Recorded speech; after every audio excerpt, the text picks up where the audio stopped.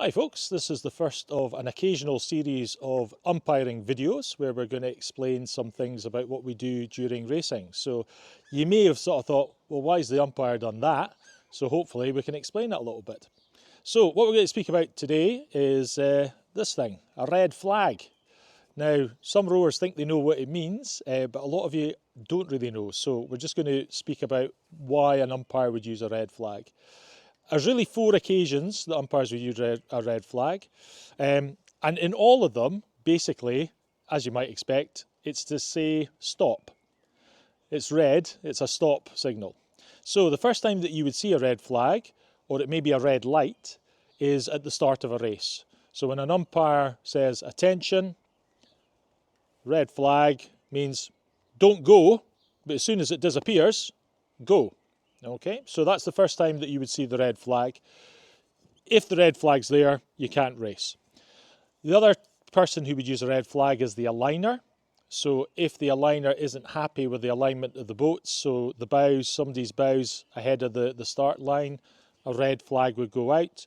Also, if there's been a false start, the red flag would go out. So starter uses the red flag, aligner uses the red flag. The other person who could use it is an umpire, particularly at Strathclyde Park, following a race. And this one's just an absolute clear one. If a red flag is shown at any point during a race, racing stops. All crews have to stop. Now that's very, very rare in rowing, but you need to know if a red flag is shown, all crews must stop. The final time a red flag could be used is at the end of the race. And usually it would be a white flag will be shown if the umpire is happy with the race. But if the umpire turns to the finish umpire and presents a red flag, it doesn't necessarily mean that a crew will be disqualified. That may be the case. But again, the message is stop. And what they're saying is stop, don't release the results of that race as you've seen it go across the finish line. There is something I need to discuss with you first.